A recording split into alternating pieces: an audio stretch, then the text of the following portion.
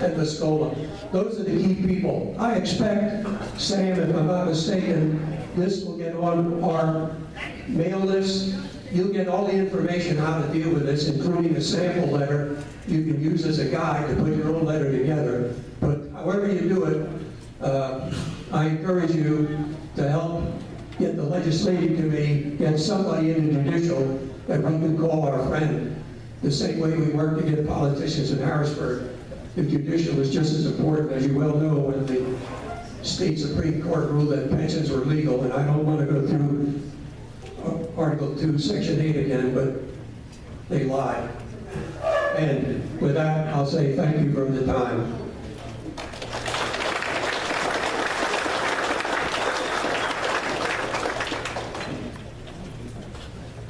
Well, folks, Rod was on schedule starting out. We are all scheduled now, so Rod's reputation is in hand.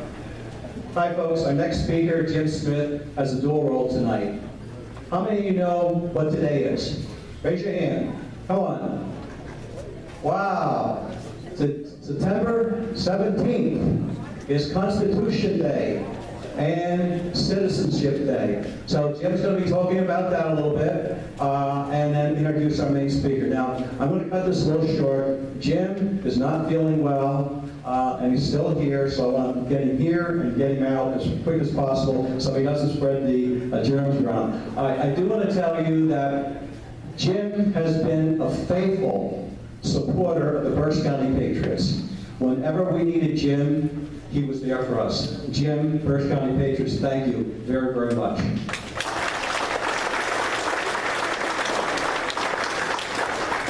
When I was thinking of what to say about Jim, and by the way, there's a lot of things I could say, and they were favorable, Jim, honestly. I came across something that I thought was very appropriate for this evening. I'm going to paraphrase someone else that we know very well and hold in the highest esteem. The Honorable Sam Rohr. Sam had this to say about Jim Smith.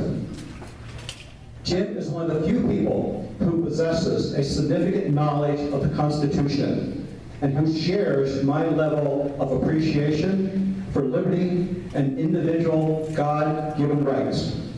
Jim is a man of integrity and character. He understands that we live in a representative republic. He understands that rights come from God, not government, and that in our constitutional republic, our highest law is the Constitution. Amen to that, folks. Folks, I'm proud to introduce my friend, Jim Smith.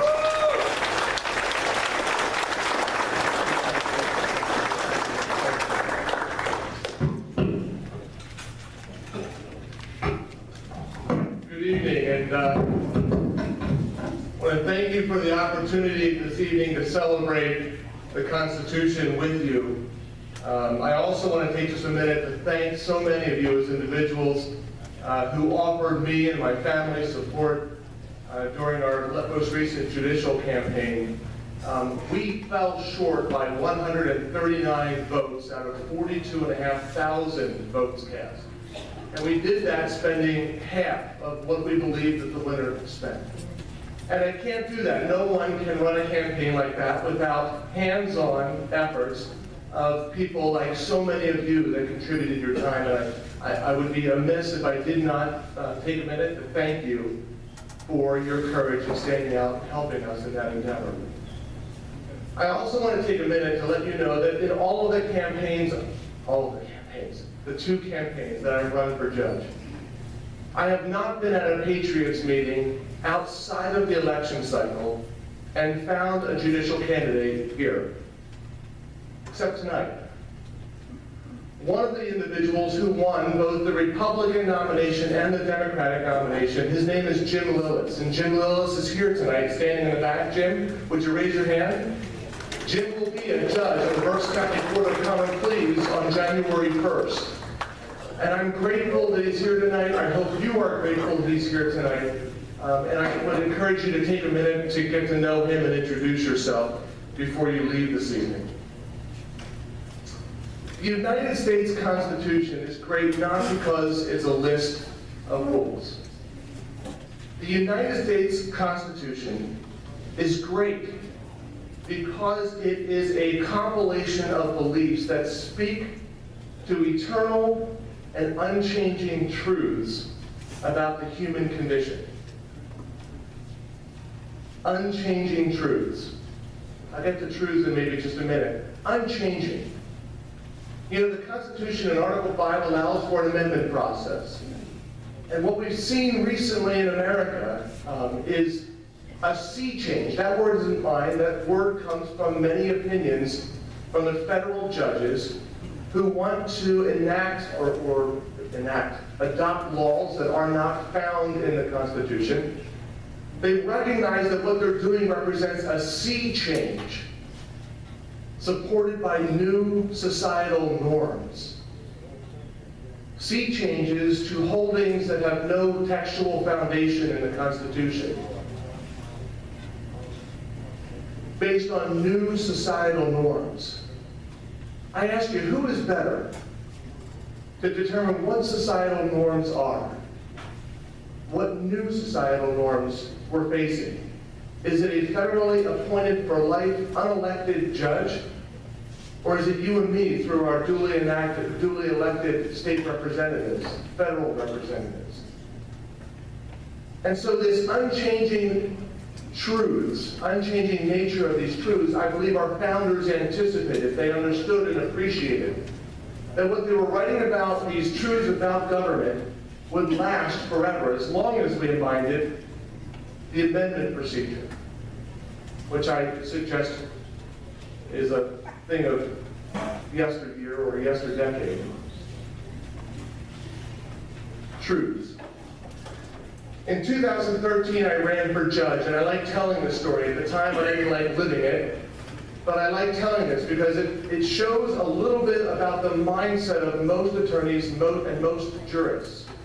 In 2013, I ran for judge, and I had an opportunity, along with one other candidate, to address the Berks County Tea Party. It was in March 2013, and they had given us each about 3 or 4 minutes to tell a little bit about ourselves, and I explained to the party there that unlike so many students today who apply to 5, 10, 15 different universities and pick the best one that suits their needs, I chose to apply to one university, Liberty University.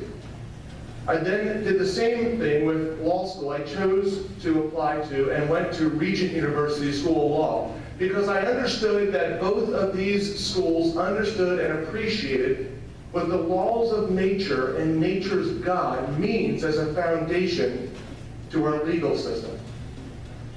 Now at that meeting, there happened to be a reporter with the Reading Eagle. It wasn't Dave Meikle. Dave Meikle's in the back, and Dave Meikle's a great reporter.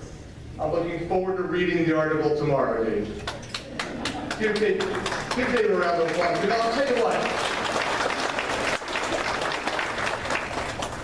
He is your voice to the rest of Berks County tomorrow morning. And how you're interpreted by the rest of Berks County depends in part on how well a job he does. And Dave is one of the best the Reading Eagle has. But another reporter was there. Another reporter was there at the Tea Party meeting, and the reporter wrote that Jim bases his entire platform on the laws of nature and nature's God. Well, within 24 hours, I received 2 emails and 1 text message from local, prominent, successful, well-respected attorneys in Berks County. One of them said, "Please tell me you were misquoted." A text message said, "You must have been misquoted, and lay off the God speak. You're putting people off." And the third was the most entertaining. The third was an email, and it said, "Either you're running for an ecclesiastical court, or you don't understand the doctrine of separation of church and state. Either one I find offensive. Please explain your position." And I replied courteously to all 3 of them. Only one of them replied back with a yikes. But I replied courteously to 3 of them to explain that the quote, "the laws of nature and nature's God" wasn't mine, but instead comes directly from the Declaration of Independence. Indeed, it's the second line of the Declaration, it's the first sentence of the Declaration, and sets the tone for the rest of the document, and I dare say, the Constitution. and the founding document of our nation.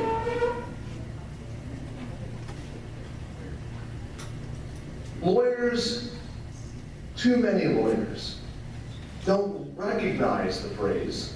And if they don't recognize it, you know they don't understand it. And this isn't because they've got this design to undermine liberty and essential freedoms. It's because law schools today aren't teaching it. Which is exactly my point at the Tea Party meeting. The laws of nature and nature's God. It's not an accident that those words, those specific words, ended up in the second line of the Declaration. The laws of nature, it wasn't something new in the 18th century. The Greeks and the Romans had their version of what they call the laws of nature. It was what's on man's heart from the beginning. We know certain things to be right and wrong. The difference in the 18th century was that we had the benefit of Edward Coke and William Blackstone and writers like them, who said that the laws of nature were implanted on our hearts by our Creator. And the laws of nature's God were intended by Jefferson to distinguish us from the Romans and the Greeks, adopting expressly the language offered by William Blackstone, only 10 years earlier or so. So the laws of nature and nature's God were no accident. Law schools aren't teaching it. And is it any surprise that where we find ourselves today? I had occasion to speak not too long ago at a church. And I explained to the parishioners at the church that there are certain physical laws of the universe that we all agree on. Gravity, the laws of motion. I can't recite them for you, it's been a while, but I know there's 3 of them. And by these physical laws of the universe, we dare not avoid, we dare not walk away because we know that they're true. And I submit that there are eternal truths, eternal laws about the universe that we all in our hearts deeply understand, if we're honest with ourselves, exist. And that we as a nation, when we live by these laws, we'll live. When we abide by these rules, we live. When we don't, it's no different than walking off a roof and expecting that the laws of gravity aren't going to apply to you today because they're uncomfortable or politically incorrect or difficult. And so I submit that where we find ourselves today is with a host of law schools that aren't teaching the truth because it's uncomfortable, because it's difficult, or because it's politically incorrect. What can we do? And I'll close with this, and then I have the great privilege of introducing your real speaker tonight. What can you do? Let me encourage you.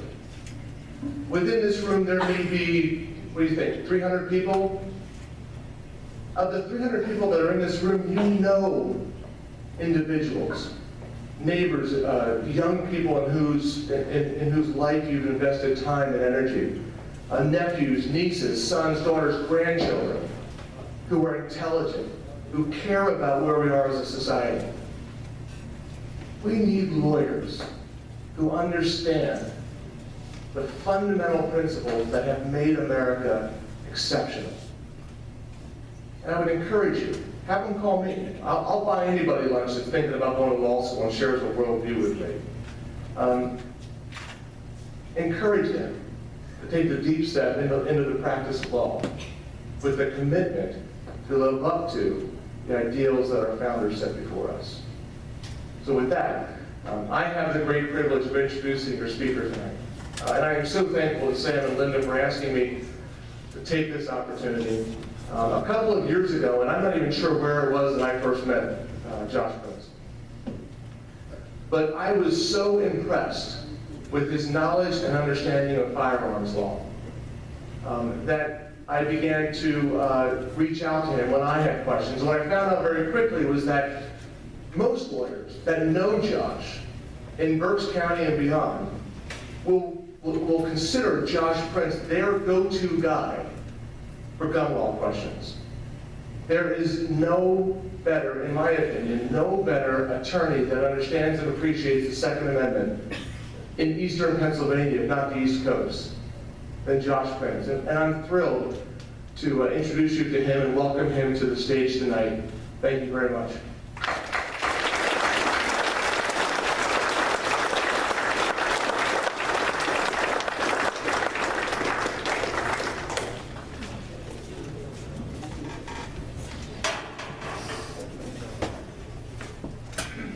How's everyone doing tonight?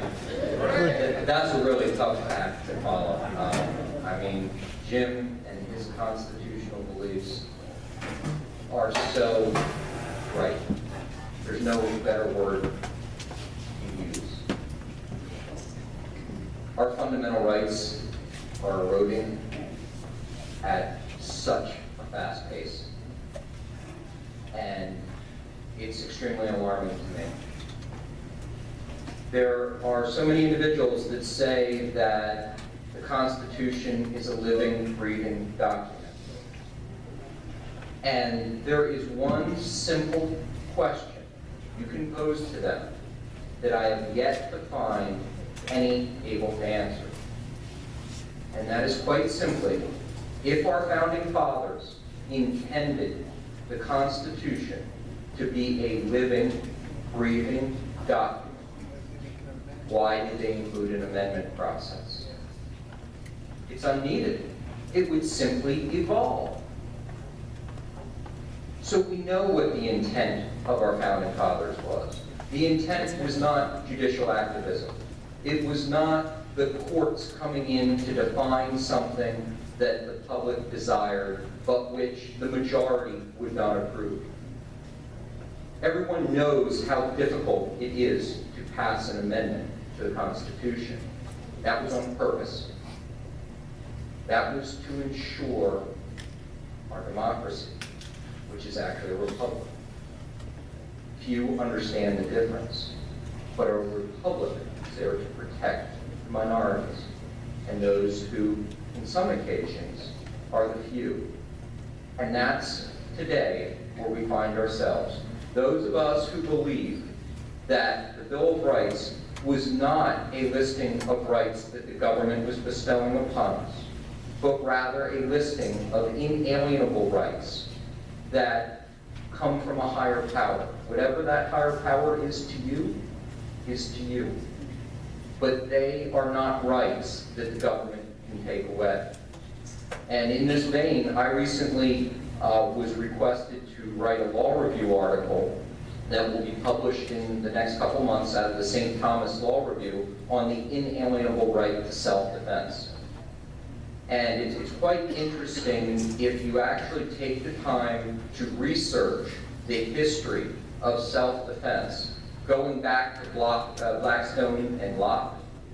Back then, this idea of a duty to retreat was taken, modified, and adapted by the progressives to suggest that it isn't actually an inalienable right, but rather that everyone has a duty to retreat. When we actually look at what Locke and Blackstone wrote, they actually supported the fact that you were almost always entitled to use lethal force. The one exception, and where the duty to retreat comes from, is where you cause the altercation. So let me give you an example that Blackstone gave.